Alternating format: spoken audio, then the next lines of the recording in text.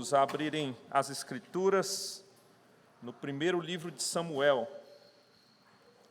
Primeiro livro de Samuel, capítulo de número 21. 1 Samuel, capítulo de número 21. Nós começaremos no verso 10 do capítulo 21 e terminaremos a nossa leitura desta noite no capítulo de número 22, versículo 5, ok? Primeiro livro de Samuel, capítulo 21, verso 10, até o capítulo 22, verso de número 5. Eu farei a leitura, peço que prestem muita atenção. É palavra de Deus para nós. No domingo passado, irmãos, começamos o capítulo 21, os primeiros 9 versículos, e existe um tema que vai até o verso 5 do capítulo 22. Então, nós daremos sequência. Prestem atenção, é a palavra do Senhor, Ele fala conosco por meio da sua palavra. Diz assim o texto: Levantou-se Davi naquele dia e fugiu de diante de Saul, e foi a Aquis, rei de Gate. Porém, os servos de Aquis lhe disseram: Este não é Davi, o rei da sua terra? Não é a este que se cantava nas danças, dizendo: Saul feriu seus milhares, porém Davi os seus 10 milhares? Davi guardou estas palavras, considerando-as consigo mesmo, e teve muito medo de Aquis, rei de Gate, pelo que se contrafez diante deles, em cujas mãos se fingia doido, esgravatava nos postigos das portas e deixava correr saliva pela barba. Então disse Aquis aos seus servos: Bem vedes que este homem está louco. Por que me trouxestes a mim? Faltam-me a mim doidos, para que trouxesseis este para fazer doidices diante de mim? Há de entrar este na minha casa? Davi retirou-se dali e se refugiou na caverna de Adulão. Quando ouviram isso, seus irmãos e toda a casa de seu pai desceram ali para ter com ele. Ajuntaram-se a ele todos os homens que se achavam em aperto, e todo homem endividado, e todos os amargurados de espírito, e ele se fez chefe deles. E eram com ele uns 400 homens. Dali passou Davi a Mispa de Moabe, e disse a seu rei: Deixa estar meu pai e minha mãe convosco, até que eu saiba o que Deus há de fazer de mim. Trouxe-os perante o rei de Moabe, e com este moraram por todo o tempo que Davi esteve neste lugar seguro. Porém, o profeta Gade disse a Davi: Não fiques neste lugar seguro, vai e entra na terra de Judá. Então Davi saiu e foi para o bosque de Herete. Amém. Oremos uma vez mais, irmãos. Senhor Deus, nosso Pai, te louvamos, ó Deus, pela Tua palavra que foi lida neste momento. E suplicamos o favor do Senhor para conosco, Pai, para que essa palavra que foi lida possa ser explicada com clareza, não por meio da mera eloquência, ó Pai, não por meio das meras palavras de persuasão, mas, sobretudo, ó Deus, por meio da ação do Teu Espírito, agindo através de mim ao expor a palavra e agindo em meus irmãos ao acolherem a palavra. Ó Deus, que essa palavra seja ouvida por ouvintes e praticantes, ó Deus, que guardam no coração e são transformados, moldados pela Tua palavra, Pai. Rogamos que o Senhor seja conosco, seja propício a nós, Pai. É a nossa oração no nome de Jesus. Amém. Amém. Crianças, se na semana passada, no domingo passado, eu pedi para vocês desenharem um pai carregando seus filhos pela mão, conduzindo seus filhos, hoje eu quero que vocês desenhem um pai carregando seu filho ou vocês no colo. Tá? É difícil, né? Eu não sei como é que desenha um pai carregando o filho no colo, mas eu quero que vocês façam isso, ok? E eu gostaria que todos prestassem atenção nessa história que eu vou contar. Essa história, irmãos, que eu conto agora, ela foi contada por meu irmão, um dos meus irmãos, que na época estava servindo o exército, e no exército tem muitas histórias, não é verdade? A gente dá risada com algumas histórias do exército, e ele contava muitas das histórias, e uma das histórias que ele contou é que certa vez, em um dos plantões que os soldados dão, vigiando ali o batalhão onde eles trabalham, um dos soldados estava dando plantão, junto com outros, obviamente, mas esse era um soldado um tanto quanto medroso. E ele, na sua guarita, era próximo de uma área de mata, e ele ouviu um barulho de folhas secas se quebrando, de galhos, e ele deu um grito: quem é que está aí? O medo dele levou ele a essa atitude: quem é que está aí? Então ele, com o fuzil em mãos, ele deu mais um grito: quem é que está aí? Diga, senão eu vou atirar. E então o medo levou ele a uma atitude um tanto quanto inconsequente. Ele deu cerca de 3 tiros para dentro do mato. E então outros soldados vieram ver o que tinha acontecido, pegaram suas lanternas: o que você fez? O que está acontecendo? E então foram até o mato. Ele agora teve coragem, porque estavam com outras pessoas, e chegando lá no mato, tinha um cavalo agonizando. E eles descobriram depois que era o cavalo preferido do comandante do batalhão. E ele teve que pagar com duras penas o que ele havia feito. O cavalo morreu. O medo dele levou ele a essa atitude inconsequente, irmãos. Levou ele a essa loucura de dar uns tiros para o meio do mato. Que loucura é essa que ele fez? Mas foi o que aconteceu.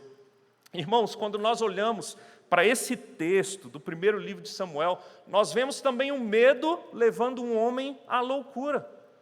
Por causa do medo que Davi estava sentindo, nós já vimos no sermão do domingo passado que Davi começa a usar de uma linguagem mentirosa.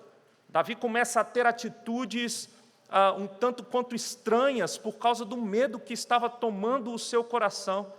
E não é diferente, irmãos, quando olhamos para este texto, a partir do versículo de número 10 do capítulo 21, nós vemos Davi indo de mal a pior. Davi continua com medo, e o medo dele parece estar crescendo. Ele toma atitudes um tanto quanto sem noção, e isso vai levando ele de mal a pior, atitudes piores, a consequências piores por causa do medo que tomava o coração de Davi, nessa perseguição que Saul fazia a ele.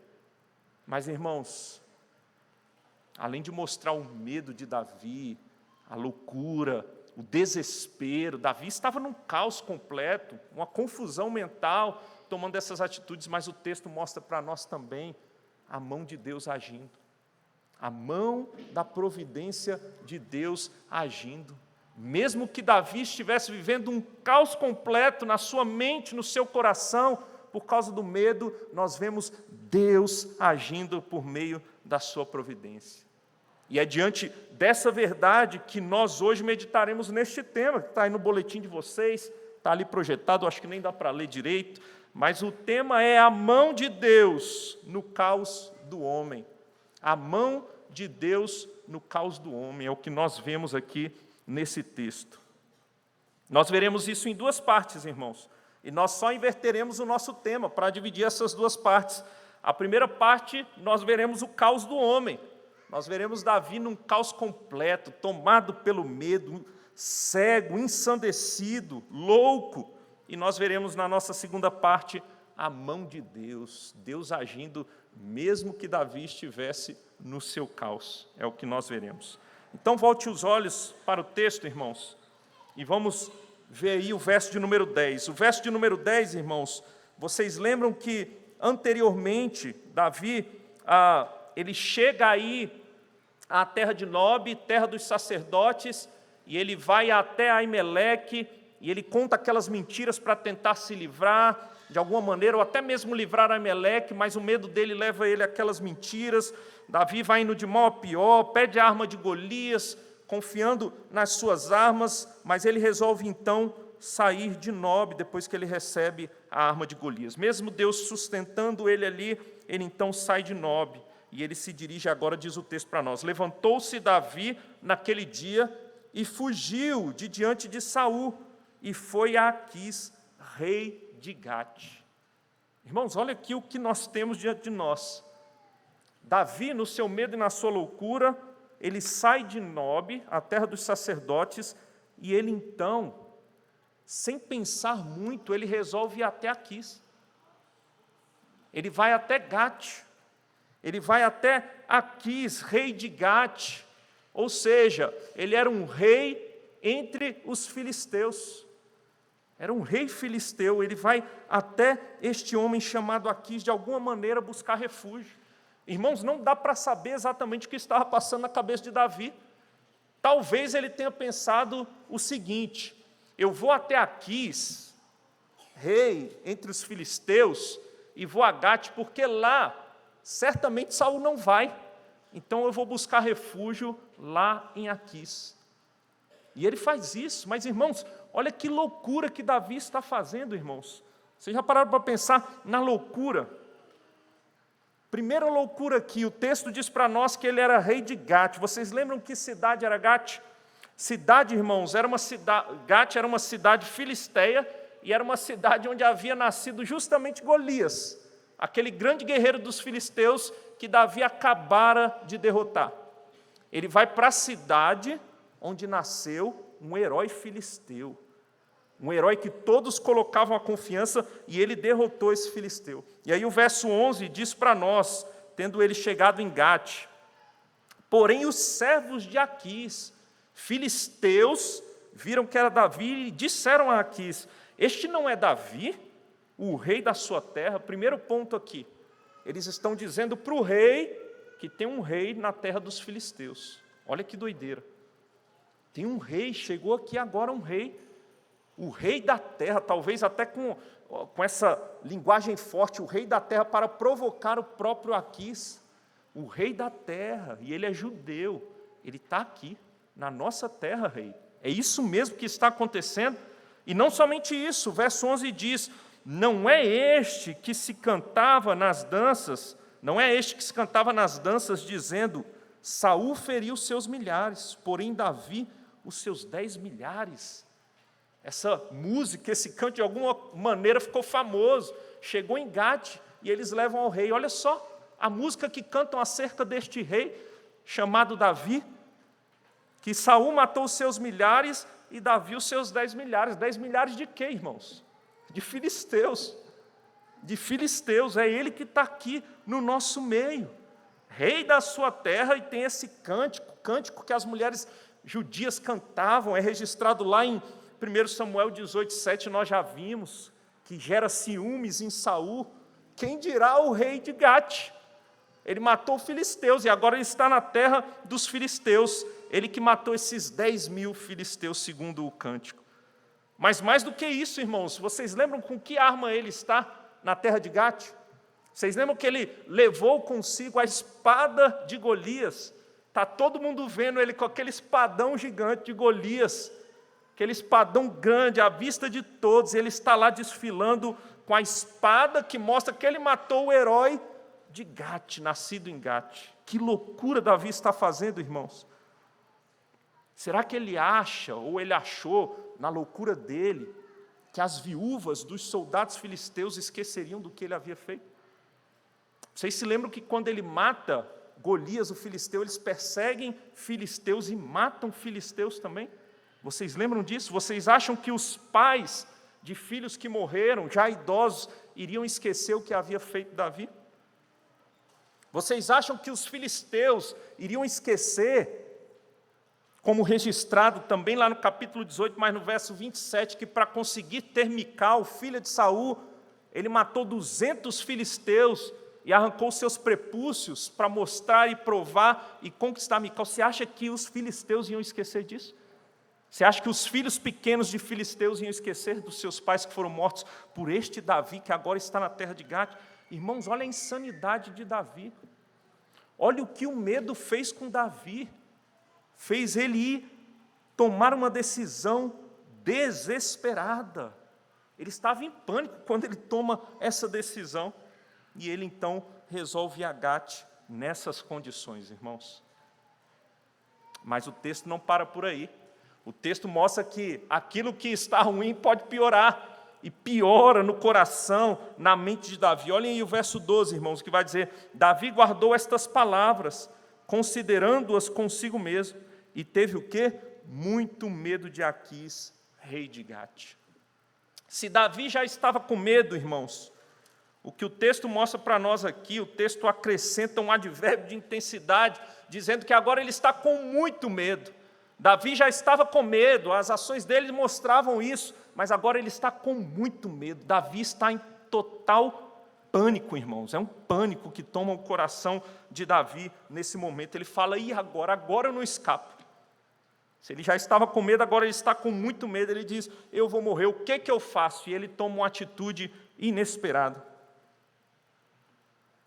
A atitude está registrada no verso 13, diz, pelo que se contrafez. Se ele tinha se apresentado de uma maneira, agora ele mostra outra face diante deles. Ele estava sob as mãos, ele estava sob o domínio dos filisteus, em cujas mãos se fingia doido. Ele começa a se fingir de doido. Ele esgravatava nos postigos das portas, ele estava riscando portas da cidade de Gate, dando uma de louco, riscando portas, mas não somente isso. O texto diz para nós que Davi, o corajoso Davi, ungido rei de Israel, apesar de ainda não ter assumido, deixava correr saliva pela barba. A que ponto chegou Davi, irmãos? A que ponto ele tem que se fazer de louco? Se já existisse o prêmio do Oscar naquele período, certamente Davi ganharia, levaria o Oscar. Parece um maluco, irmãos. O rei de Israel, por causa do medo que toma o seu coração, agora está numa condição de humilhação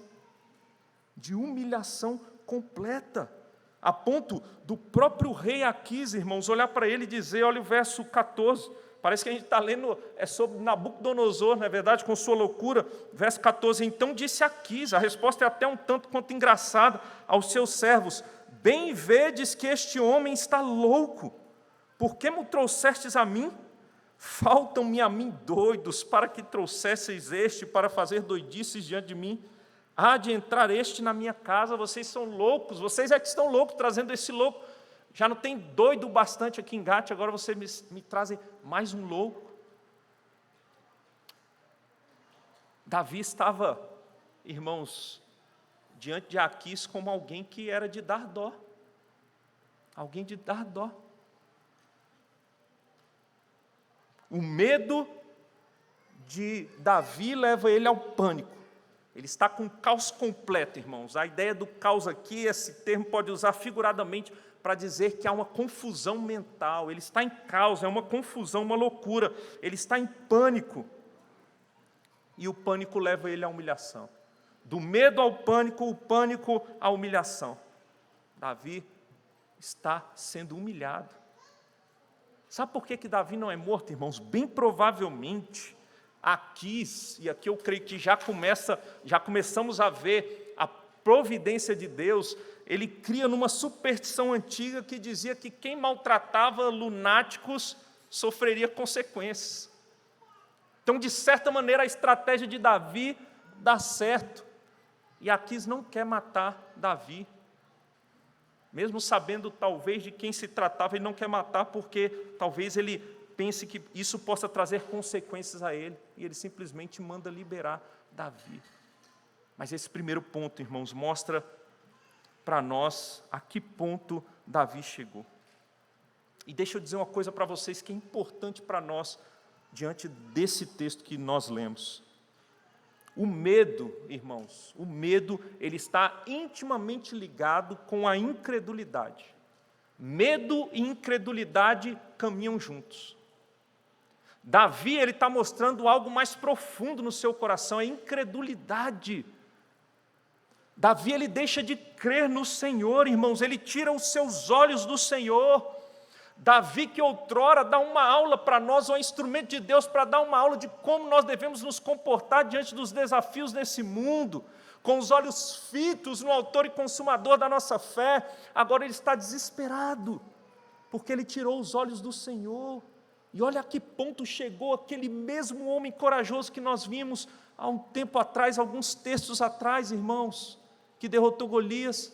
Ele está sendo incrédulo, por isso ele teme tanto, por isso ele tem tanto medo. Ele está dando uma de Saul, irmãos, medroso, incrédulo, que deixa de confiar no Senhor. A espada nas suas mãos não dá coragem para ele agora. Vocês percebem que não faz o menor sentido aquela espada de Golias. Não faz o menor sentido, porque outrora, sem espada em mãos, ele desafia e vence o gigante Golias, o guerreiro dos filisteus. Agora, com arma em mãos, ele mostra covardia, incredulidade, falta de fé no Senhor. Parece um gatinho diante de um leão, se tremendo todo, irmãos, dando uma de louco. E aqui nós aprendemos algo, irmãos. Aprendemos algo. O medo, irmãos, o medo pode nos levar à loucura. O medo pode nos levar à loucura. Pense nas situações da vida que muitas vezes te causam medo. Eu queria dizer que esse medo que você sente pode te levar à loucura, como fez com Davi. E cá entre nós, irmãos, quando nós estamos com medo, já aconteceu isso com você ou é só comigo? Em situações de medo, você age e depois que você recobra a consciência, você fala, por que eu agi dessa maneira inconsequente? Não é verdade? O medo nos faz falar coisas, muitas vezes mentir, como fez Davi. O medo nos tira a sanidade, o medo nos faz esquecer as promessas de Deus, nos faz esquecer quem é Deus, nos faz tomar atitudes inconsequentes e loucas, irmãos. Nos faz agir segundo a tolice do nosso coração, como está acontecendo com Davi. O medo, muitas vezes, que já é um resultado de tirarmos os olhos de Deus, faz com que nós não mais busquemos o conselho de Deus. Davi, em nenhum momento aqui, o texto diz que ele busca o conselho de Deus. Ele está agindo confiado na sua tolice, na sua própria consciência, na sua própria sabedoria, fazendo coisas que aos seus olhos parecem inteligentes, mas são loucura, irmãos. Quantas vezes, agindo por conta do medo, nós deixamos de buscar o conselho do nosso Deus? Nós deixamos essas verdades de lado. Nós deixamos de confiar nessas verdades, irmãos. O medo, ele paralisa. Você já se sentiu paralisado por conta do medo? Você fica com medo de agir, você fica com medo de tomar uma decisão, você fica com medo, muitas vezes, sabendo o que deve ser feito, o medo não deixa você fazer. O medo nos paralisa, irmãos. O medo paralisa homens de pastorearem os seus lares. O medo paralisa homens que acabam abrindo mão de discipular e cuidar dos seus filhos. O medo paralisa mulheres que ficam com medo de biblicamente se submeterem ao seu esposo. Ficam com medo de serem taxadas por suas amigas feministas no seu ambiente de trabalho. O medo faz com que nós hajamos com loucura, irmãos, e nos paralisa tantas vezes de fazer o correto. Eu me lembro, irmãos, que certa vez eu lia um livreto, de um box de livretos de aconselhamento da Fiel, tem uma série de boxes que eles tratam de temas específicos. E esse livreto que eu estava lendo era sobre síndrome do pânico. Síndrome do pânico, né? Muitas vezes conselheiros têm que lidar com assuntos dessa natureza. Como é que eu lido com assuntos assim? Será que é da nossa alçada como conselheiros bíblicos ou a gente deixa para os profissionais lidarem com isso? E o livro, irmãos, falava de uma moça que certa vez, e ela havia sido diagnosticada com síndrome do pânico, e uma das vezes que ela teve uma crise, ela estava num supermercado, fazendo compras com o seu carrinho, e então, na cabeça dela até então, do nada, porque ela tem essa síndrome, ela teve uma crise, começou a travar, a se enrijecer, a ficar com medo, desesperada, entrou em pânico, correu para o banheiro. E saiu de lá depois de 4 horas, 2 ou 4 horas, eu não me lembro exatamente, para casa e dormiu. O resto do dia acordou mais de 20 horas depois. Então ela procurou o psicólogo dela, o psiquiatra, e foi contar e tudo mais. Colocaram na conta da síndrome que até então ela havia sido diagnosticada, síndrome do pânico. Mas ela também buscou uma conselheira. E essa conselheira bíblica resolveu não ceder a entregar aos profissionais e resolveu sentar com ela e biblicamente tentar tratar desse assunto. E ao tentar tratar do assunto, ela fez perguntas do episódio, de quando aconteceu aquilo, como é que foi, o que você lembra antes? Ela falou, não lembro de nada, essas coisas acontecem do nada, vamos nos esforçar e tentar entender. E começou a resgatar algumas coisas na memória dela. E ela começou a se lembrar que naquele dia que ela entra no supermercado, logo na entrada ela vê os preços de alguns produtos, e os produtos estavam um tanto quanto caros demais. Aí ela começou a pensar, será que eu vou ter dinheiro para pagar? Será que pode acontecer de, quando eu chegar na fila para pagar no caixa, eu não ter dinheiro e passar uma grande vergonha porque não tenho dinheiro? Será que um dia eu posso vir à falência? E vindo à falência, então, quem é que vai cuidar de mim? Eu sou sozinha, não moro com os meus pais, estou sozinha numa cidade. Aquilo começou a tomar o coração dela, irmãos, e ela conseguiu recobrar isso na mente dela. Que essas coisas estavam na sua mente, que trouxeram medo ao seu coração, que fez que ela tivesse aquele momento de pânico. Vocês percebem como foi importante ela sentar com essa conselheira? E a conselheira conseguiu perceber a origem daquele pânico que ela teve. Que a origem não estava numa síndrome ou num diagnóstico, mas nos medos do seu coração, na incredulidade do seu coração, na falta de confiança no Senhor. Irmãos, e esse episódio parece um episódio exagerado, isolado, mas isso acontece com muitos de nós, talvez numa escala menor, porque o medo faz isso, nos paralisa, nos leva a uma confusão mental. Irmãos, eu já tive medo, eu já tive alguns momentos de confusão mental, de não conseguir pensar, de ficar esbaforido. Talvez você viva assim. Nós devemos lutar contra o medo, irmãos, não devemos ser como Davi. Davi está mostrando aqui para nós o que nós não devemos ser nesse momento do texto, o que nós não devemos fazer. O texto está mostrando para nós as consequências do medo e da incredulidade no nosso coração. Eu não sei se você sabia, mas se você não sabia, você vai saber hoje. Sabe qual é o imperativo mais repetido nas Escrituras Sagradas? Não temas, não temas, mais de 360 vezes. Alguns vão chegar à conclusão de que são 365 vezes. Uma exortação a cada dia do ano. Mais de 360, irmãos.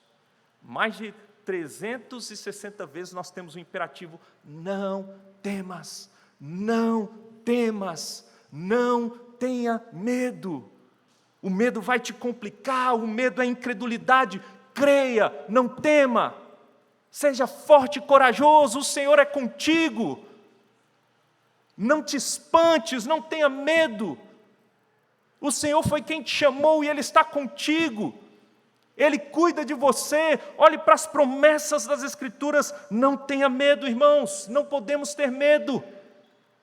Se estamos com medo, estamos sendo incrédulos e precisamos nos voltar para as Escrituras, porque as Escrituras, que são palavra de Deus, diz para nós: não tema, não tenha medo. Nós não devemos ter medo nesse mundo, irmãos. Talvez não tenhamos gigantes como Davi para enfrentar, ou as situações exatamente iguais às de Davi, mas neste mundo certamente passaremos por aflições. Mas tem de bom ânimo e não tenha medo. Tem de bom ânimo e não tenha medo, irmãos.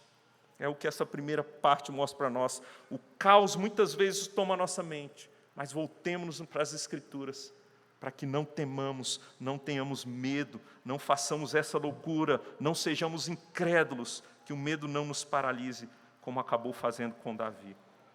Mas, irmãos, louvado seja Deus, o texto não para por aqui, e o texto mostra para nós que mesmo no caos do homem, mesmo com Davi neste caos, nesse desespero, neste pânico, a mão da providência de Deus não deixa de agir. O texto mostra para nós a mão de Deus agindo, irmãos, o tempo todo. Em nenhum momento Davi deixou de ser carregado no colo. Em nenhum momento aqueles que são do Senhor deixam de ser carregados pelo Senhor no seu colo. Olhem aí, irmãos, o verso 1 do capítulo 22. Vai dizer assim: Davi retirou-se dali e se refugiou na caverna de Adulão. Quando ouviram isso, seus irmãos e toda a casa de seu pai desceram ali para ter com ele. Irmãos, louvado seja Deus, que mesmo na loucura de Davi, Davi facilmente poderia ter sido eliminado, Deus preservou a sua vida. E uma vez preservada a vida de Davi, ou mais uma vez preservada a vida de Davi, como em vários outros momentos Davi é preservado, porque Deus está cuidando, ele tem um momento de mais tranquilidade. e também de sobriedade. Parece que Davi vai caindo em si, irmãos, por meio dessa perseguição. O que mostra que Davi vai caindo em si são os salmos que têm como contexto justamente essa loucura de Davi, como o próprio Salmo 34 que nós lemos no nosso chamado adoração. Salmo 56 também mostra que Davi, nesses momentos, clamou ao Senhor. Em algum momento ele recobrou a consciência, ele se voltou para o Senhor. E parece que uma vez que ele se volta ao Senhor, a sobriedade também vai voltando. O medo vai sendo extinguido e Davi vai sendo conduzido pela mão do Senhor. Ele vai até a caverna de Adulão. Essa caverna ficava em algum lugar na metade do caminho entre Gate e Hebrom. Não sabemos a localidade exata. E a família de Davi, irmãos, que certamente estava também com medo por causa de Saul, eles souberam que ele estava nessa caverna de Adulão e vão até Davi, encontrar com Davi. Ameaçados, eles se sentindo ameaçados vão até ali. Então o verso 2 vai dizer para nós: ajuntaram-se a ele todos os homens que se achavam em aperto, e todo homem endividado, e todos os amargurados de espírito, e ele se fez chefe deles. E eram com ele uns 400 homens. Irmãos, não só a família de Davi, mas haviam outras pessoas que se sentiam ameaçadas, se sentiam tanto quanto desprezadas, que não concordavam com o reinado de Saul, entendiam que as coisas estavam tomando um caminho complicado, e essas pessoas então vão até Davi também na caverna de Adulão. Diz o texto que era cerca de 400 homens que se juntam a Davi. Eram os desvalidos de Israel. Eram os rejeitados por Saul. O texto deixa claro aí para nós, o texto faz questão de dizer que eram homens que se achavam em aperto, se achavam em apuro, se achavam em condições complicadas diante do reinado de Saul, por causa das diretrizes e tomadas de decisão do próprio Saul. Todo homem endividado, homens que tinham dívidas, que muitas vezes não podiam pagar, eram homens que não tinham nada o que oferecer a Davi, não eram homens influentes da sociedade de Israel, e todos os amargurados de espírito. É só gente quebrada que se junta a Davi. Um bando de quebrados, um bando de gente que não pode oferecer nada. São eles que se juntam a Davi neste momento. Irmãos, mas aqui nós vemos algo maravilhoso. Sabe por que nós vemos algo maravilhoso? Talvez alguém olhasse para a situação de Davi e pensasse: será que não poderiam vir homens mais capacitados? Homens fortes, homens de guerra, homens corajosos? Por que esse bando? Talvez Davi falasse como aqui: já não tem louco demais, eu já estou louco, tem louco demais, gente complicada aqui caminhando comigo, meus pais idosos vieram, irmãos, é gente demais para cuidar.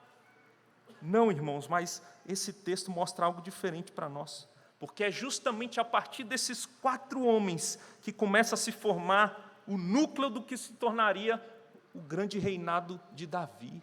Aqui Deus já está chamando os seus, aqui Deus já está dando alívio e condições para que o reinado de Davi seja estabelecido, irmãos. Aqui é que surgem os homens que posteriormente vão ser o de maior confiança de Davi, irmãos. Esses homens que são chamados a esse momento, que são agregados a Davi, aqui já é a mão da providência de Deus agindo, cuidando de Davi, formando um exército para Davi, trazendo homens para lutar junto com Davi, para ombrear com Davi. Davi que estava sozinho, em pânico, agora passa a ser acolhido e tem pessoas para caminhar com ele. Esses homens que, sob a tutela e a chefia de Davi, se tornariam um grande exército preparado para a batalha. É a mão da providência de Deus, irmãos, dando condições. Você tenta pegar em armas, escolher armas, e acha que isso vai te trazer coragem e boas condições para batalhar? Só confia em mim que eu estou preparando o seu exército. Confia, Davi. Eu estou agindo, é o que Deus está fazendo aqui, irmãos. E permitam-me aqui um paralelo neste texto, ou nesta parte do texto. Nós daremos sequência no verso 3, mas permitam-me um paralelo. Vocês já pararam para pensar que a caverna de Adulão se parece com isso aqui? E aqui eu não quero ofender vocês, ok? Meu intuito não é esse, não se sinta ofendido. Mas você sabe que você é um pouco doidinho e desvalido também. Talvez olhando para as suas próprias capacidades, você fale, eu não tenho nada a oferecer. Assim como esses homens que se juntam ao ungido de Deus, eu não tenho nada a oferecer. Mas o ungido me chamou, pela providência de Deus, porque não é por conta das minhas capacidades, o ungido me chamou para fazer parte desse povo. O ungido me capacita, o ungido me chamou para o seu exército. Não fui eu que procurei, na minha loucura, no meu pecado, o Senhor me arrancou das trevas e o Senhor me trouxe para fazer parte do exército do seu ungido. Jesus, irmãos, quando encarnado nessa terra, o Senhor Jesus agiu de uma maneira parecida. O Senhor Jesus resolveu escolher aqueles que eram ridicularizados na sociedade judaica, aqueles que olhavam e falavam, esse não presta. Como diz lá em Mateus capítulo 9, verso 11, ele caminhava com publicanos e pecadores. São esses que o Senhor Jesus resolveu chamar para andar com ele. O Senhor resolve chamar pescadores, como André, Pedro, Tiago e João. Ele resolve até mesmo, dentre os que caminham com ele, chamar mulheres. E dentre essas mulheres ele resolve chamar até uma que outrora estava endemoniada, como Maria Madalena. Que talvez todos olhassem e falavam, meu Deus, isso é a escória da sociedade, vive endemoniada por aí dando trabalho. Ele chama homens anônimos, como é o caso de Filipe, Bartolomeu, Tadeu. É o que o Senhor Jesus faz, irmãos, quando aqui encarnado, e Ele continua fazendo, quando Ele chama a mim e a você. Ele está chamando os seus, e Ele mesmo é quem fortalece, por meio da sua providência, salva, dá todas as condições para que batalhemos nessa terra, para que não tenhamos medo, para que enfrentemos lutas e desafios com fé e esperança no nosso Deus. Como diz o apóstolo Paulo em 1 Coríntios, capítulo 1, verso 26, não foram chamados muitos sábios segundo a carne, nem muitos poderosos, nem muitos de nobre nascimento. É gente como eu e como você, que o Senhor chama para fazer parte do seu exército, para caminhar com o ungido. E sabe o que pode acontecer? Não por causa de nós, mas por causa do ungido, irmãos. Sabe o que pode acontecer por causa da providência de Deus e da mão de Deus? Pode acontecer o que diziam sobre os discípulos do Senhor lá em Atos capítulo 17, verso 6. Estes têm transtornado o mundo. Nós podemos ser usados nas mãos do Senhor para transtornar com a pregação do Evangelho, vivendo uma fé santa e pura neste mundo, com coragem, não com medo. Deus pode nos usar grandiosamente, como tem usado os seus ao longo do tempo. Isso deve ou não deve nos encorajar, irmãos? Diferentemente de Davi, essas verdades te encorajam ou não te encorajam? Se não te encorajam, eu não sei mais o que pode te encorajar. Essas verdades deveriam nos encorajar. Mas, irmãos, o texto continua mostrando a mão providente do nosso Deus. Olha aí o verso 3, o que vai dizer para nós. Dali passou Davi a Mispa, ou Mispá de Moabe, e disse ao seu rei, deixa estar meu pai e minha mãe convosco, até que eu saiba o que Deus há de fazer de mim. Irmãos, talvez alguém olhe e fale, Davi está fazendo mais algum tipo de loucura quando ele vai a Moabe? Não, Davi aqui já não está com o medo que ele estava, a consciência dele já está sendo recobrada, ele já está mais consciente. Então ele vai ao rei de Moabe, e ele pede para que seu pai e sua mãe recebam asilo, recebam proteção ali em Moabe. E é maravilhoso, irmãos, quando nós relembramos o todo das Escrituras, e eu não sei se você vai lembrar de quem que Davi era bisneto. Você lembra de quem Davi era bisneto? Você lembra de uma mulher chamada Ruth, a moabita, que casou com Boaz, que foi resgatada por Boaz. Vocês lembram? Vocês lembram que ela deu à luz a um menino chamado Obed, que se tornou um homem e teve um filho chamado Jessé? Você lembra quem é Jessé, irmãos? Jessé é o pai de Davi. Jessé, que recebeu acolhida em Moabe, era neto de Rute, Davi era bisneto de Rute. Irmãos, vocês acham que há acaso neste fato? Não há casos, irmãos, não há casos. Talvez olhando para um texto como esse, quando você for ler Rute, o livro de Rute, você lê até com uma perspectiva diferente, lembrando da soberania de Deus e da providência de Deus encaminhando as coisas. Talvez você olhe para o sofrimento de Noemi com olhos diferentes, entendendo Deus está agindo por meio da sua providência. Será que Noemi, o que ela pensaria se ela soubesse no que ia dar todo o sofrimento que ela passou?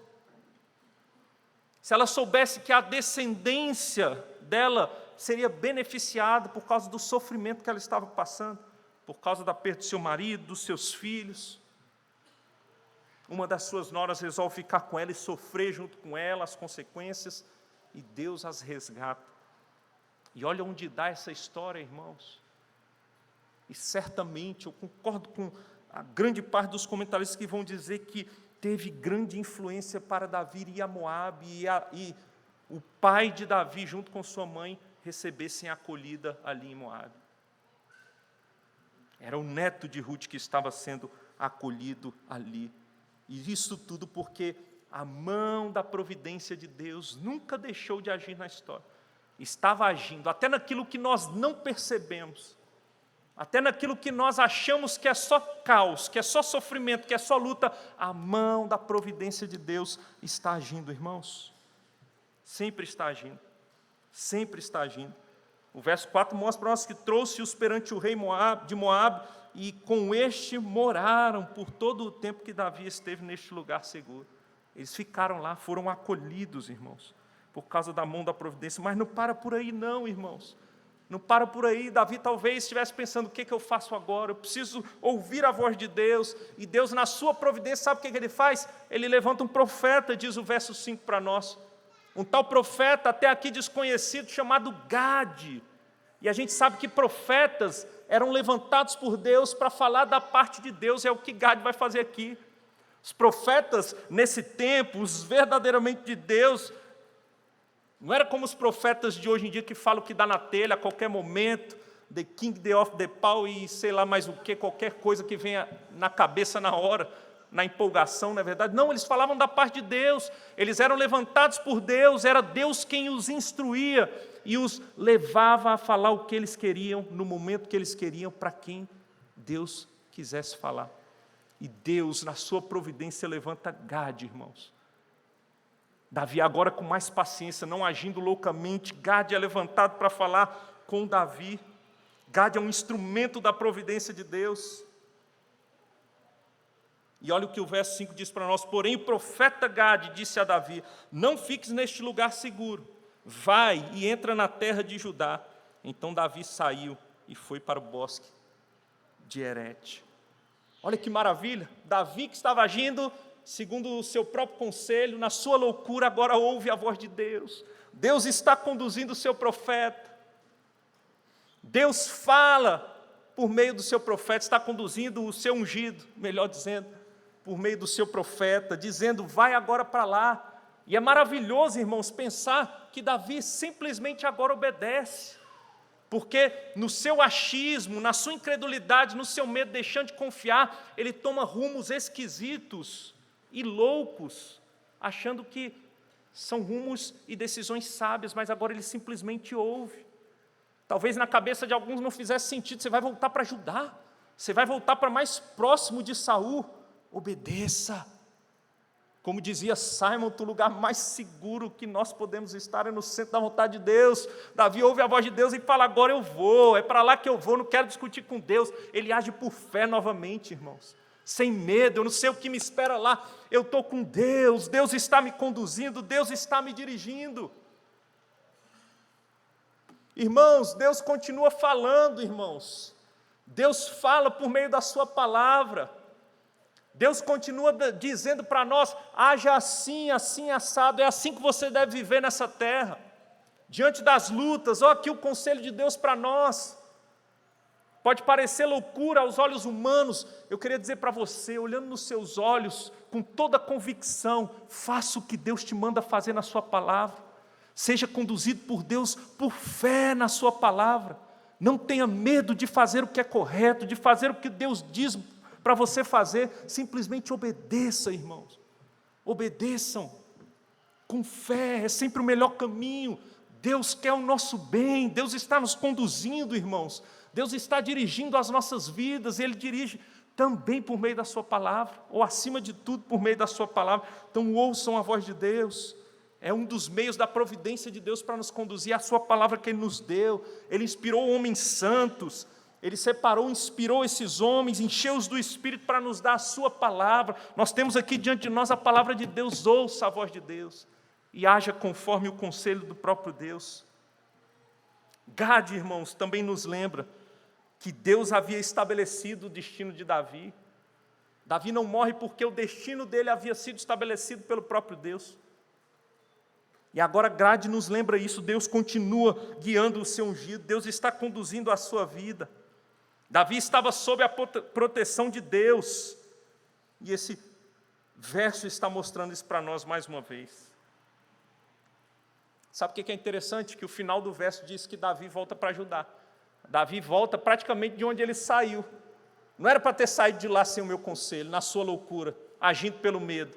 Volta para lá, que eu vou te conduzir agora, e você vai ouvir a minha voz. É do jeito que eu quero. Vamos voltar para o início, vamos resetar. Eu vou te dar mais uma chance. E vou conduzir a sua vida.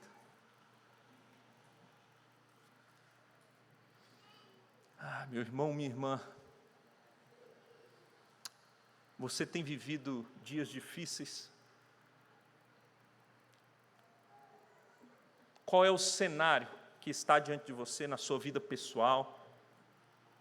Talvez o cenário da nossa sociedade, talvez os rumos políticos que você pensa, eu não queria que estivesse caminhando dessa maneira. Os rumos geopolíticos, micro e macro, pensando na nossa região, no nosso Distrito Federal, talvez no nosso país, mas pensando a nível mundial também.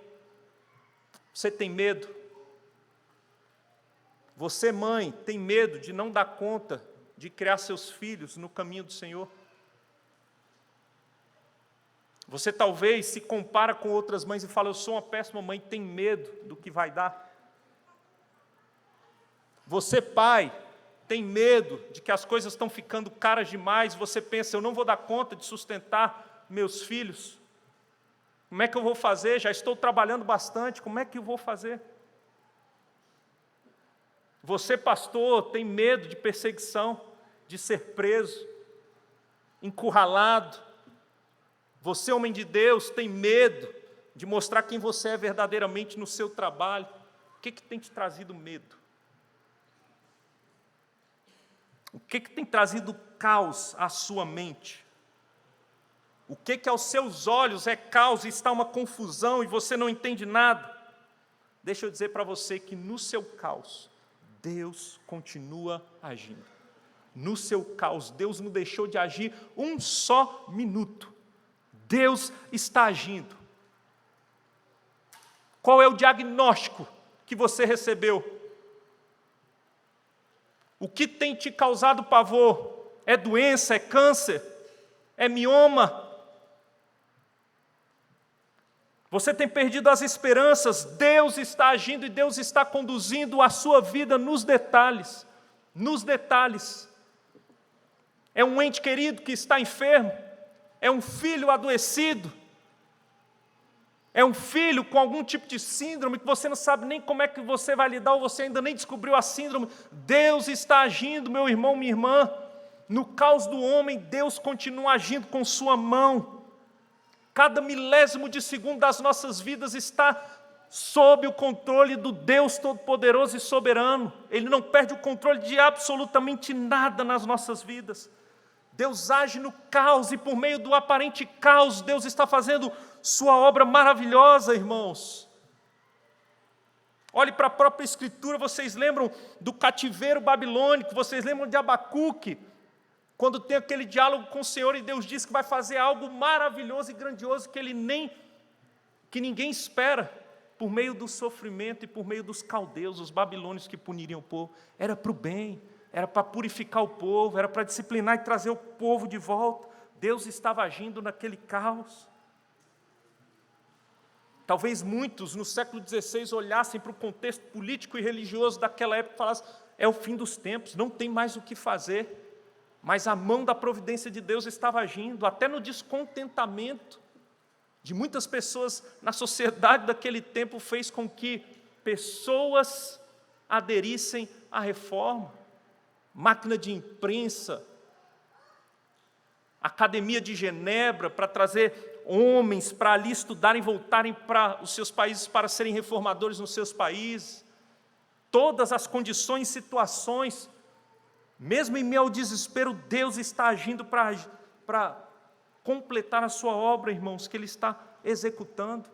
Já pararam para pensar que nem o Salmo 34 e o 56 e outros salmos mais, que provavelmente também tem esse pano de fundo, não teriam sido escritos para abençoar a nossa vida e nos encorajar, e toda a igreja em todos os tempos da era cristã? Contar uma história para vocês, estou caminhando para o fim, irmãos. Uma história que se dá ainda no século passado, de maneira mais exata no ano de 1959, lá no interior do Espírito Santo. Uma mãezinha, irmãos, está sofrendo e diante dela está um cenário de caos, porque ela é muito doente, com poucas condições, no interior do Espírito Santo, mais especificamente na cidade de Nova Venécia. Ela está sofrendo, abatida e grávida de um filho, está próximo de chegar o tempo do parto, e ela não consegue ir ao hospital. Um médico vai até a cidade consultá-la, e o médico diz: nós temos uma coisa só a fazer. E sabe o que você deve fazer, minha senhora? Nós devemos tirar esse menino, porque se você tentar ter esse parto e esse menino nascer, você vai morrer. Ainda que ele nasça, você vai morrer. E é bem provável que os dois morram e não aguentem. Imagina o caos, imagina talvez o cenário de medo diante dos olhos daquela mulher, mas essa mulher era uma mulher crente. Era uma senhora, uma mulher crente, o nome dela era Alaide de Souza Lopes. E essa mulher, sabe o que essa mulher faz? Ela ora ao Senhor. Ela dobra, ela vai buscar o conselho de Deus, e ela resolve orar, dobrar os joelhos, pedir o conselho de Deus, e levanta dos seus joelhos, firme, cheia de fé, e diz: eu não vou fazer isso. E ela diz: eu consagrei meu filho ao Senhor, e eu disse ao Senhor: se o Senhor deixar que meu filho saia vivo, ele está consagrado ao Senhor para servir o Senhor com sua vida. Sabe o que acontece, irmãos? Naquele ano, o menino nasce, a mãe não morre. O menino nasce, cresce no interior do Espírito Santo. Esse menino vai crescendo, crescendo. E para resumir a história, para eu não ter mais tempo aqui, o tempo já está apertado, esse menino se torna um dos maiores pregadores presbiterianos do Brasil. Instrumento nas mãos de Deus para alcançar uma gama de pessoas que nenhum de nós e nem ele mesmo se dá conta. Ainda mais nos nossos tempos, de internet. Essa é a história de Hernandes Dias Lopes, irmãos. A mãe não se livrou dele, ele sobreviveu, se tornou um grande homem de Deus. No caos daquela mulher, aquela mulher agiu por fé. Se colocou diante de Deus, Deus agiu com sua providência, e Deus já tinha reservado fazer que esse homem viesse à vida e fosse instrumento nas suas mãos. Quantas das igrejas que nós visitamos, e você conversando com membros de igrejas, você diz: como é que você veio parar aqui? Eu ouvi um senhorzinho de cabelo branco. Aí você já pensa, Augusto Nicodemos ou Hernandes Dias Lopes? Deus está usando. Deus já tinha isso na sua agenda e usou a vida desse homem, e o ato de fé dessa mulher fez com que esse menino vivesse. E esse menino se tornou esse homem pregador da palavra. Louvado seja Deus. Deus está conduzindo nossas vidas, nós podemos agir com fé. O ato de fé dessa mãe trouxe e continua trazendo frutos maravilhosos, irmãos. Frutos maravilhosos. Nós não cremos em acaso. Vocês lembram daquela música do Titãs? Vocês lembram? Epitáfio, de 2001. que dizia, talvez você conheça bem, até cantasse ela, né? O acaso vai me proteger enquanto eu andar distraído, o acaso vai me proteger. Não, não tem acaso não, não tem sorte nem azar, tem um Deus que age com sua mão providente, está conduzindo a nossa história. Eu prefiro que nos nossos lábios esteja aquela música chamada Tapeceiro. Tapeceiro, grande artista, vai fazendo o seu trabalho. Nossa vida, irmãos, é obra de tapeçaria, tecida de cores alegres e vivas, que fazem contraste no meio das cores nubladas e tristes. Mas quando você olha ao avesso, nem imagina o desfecho. Algo maravilhoso está acontecendo, irmãos. No cal dos homens, a mão da providência de Deus está agindo. Deus está conduzindo nossas vidas, nós podemos caminhar com fé e esperança. Nós não estamos à deriva, Deus está conduzindo nossas vidas. Tenha fé, meu irmão, minha irmã. Caminhe com fé no seu Deus. E para finalizar, de fato, sabe por que você pode ter fé? Sabe por que você pode confiar?